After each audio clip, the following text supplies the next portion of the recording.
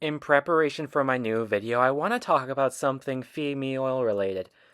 Many people have stated, and many people who played the game, think that Feed Me Oil took some of its inspiration from the 2008 console game World of Goo. However, upon doing research, I can 100% confirm that Feed Me Oil was in fact not, repeat, not inspired by World of Goo. Taking comparisons between Feed Me Oil and World of Goo, the gameplays are completely different. In World of Goo, you're stacking goo ball-like particles up to a pipe. In Feed Me Oil, you have to tap the pipe to deliver oil into the monsters. See, completely different beasts altogether. The only similarities are the fact that they both use the same fonts, Earth's Mightiest Bold and TW Mint sent extra condensed bold. Wow, what a mouthful. And they use the same background type of rays shooting outwards from the sun. According to the developer, Alexander Illen says that Female got its inspiration when he saw the trailer to an upcoming PS3 game titled The Unfinished Swan. After looking at the trailer, he was blown away by the graphics and wanted to make an oil physics puzzle game for himself. Now, what does World of Go have to do with my upcoming video? Well, I've talked about Female, and I promised I would talk about Contre Jour, but I've never really taken the time to do it. Until the new video. However, that still has nothing to do with World of Goo.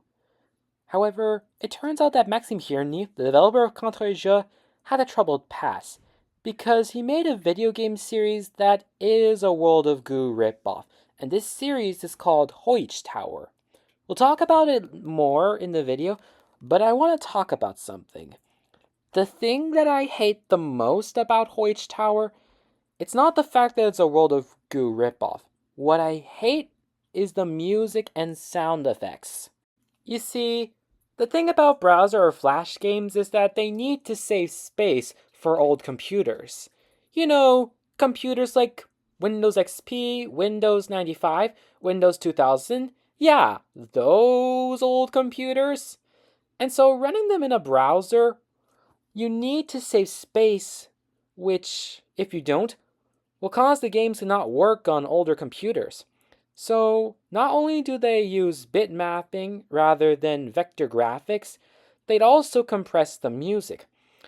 While it saved old browser space, it doesn't apply to the fact that I really do not like it that way. Not that I don't like the sounds and music, in fact all of them are bearable.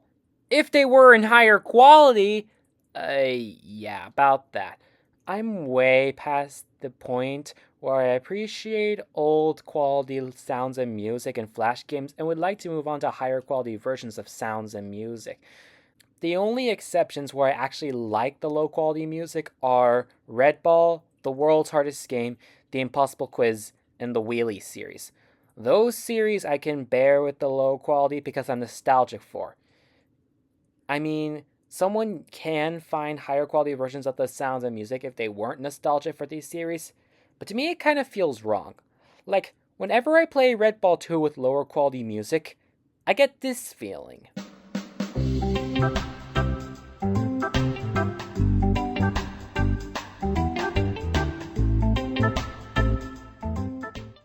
Oh man, I love the music. It's like ear candy. But whenever I listen to the music in higher quality, I get this feeling.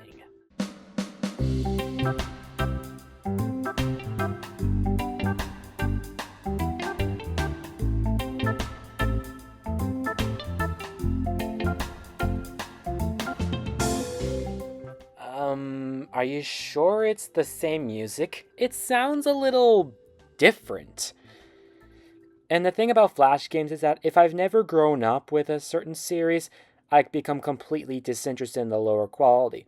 I mean, I would only appreciate the low quality music if the art and graphics are pixelated. It's the case with Female. I wouldn't appreciate the music if everything wasn't pixelated.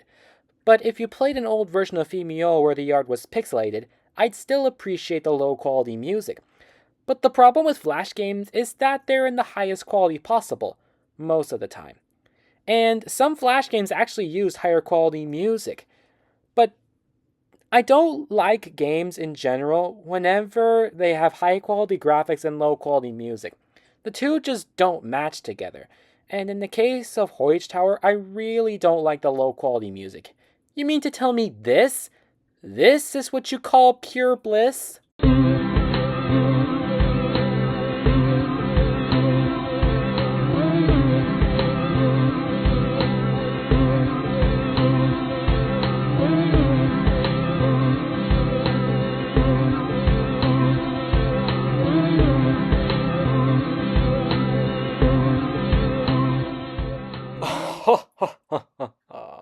You haven't heard anything better yet. This is pure bliss.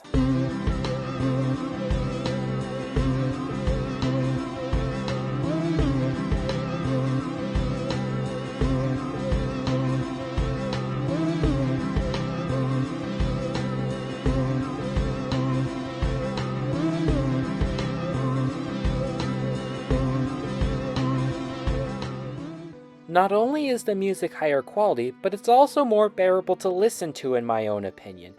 Plus, I also found this from the mobile port release of the game, which surprisingly is where I got the higher quality versions of the music. And that's where I'm at in this point. I'm now past the age where I appreciate low quality music and would wish to listen to higher quality versions of the music, unless if I'm nostalgic for it. And I'm not nostalgic for Hoyt Tower since I only heard about it after doing research for Contre Jour and the developer's backstory. So, more on that later. But for now, we'll take a look at Contre Jour. It will come out at some point. I'm not sure when, but it'll be in the back of my head. See you then!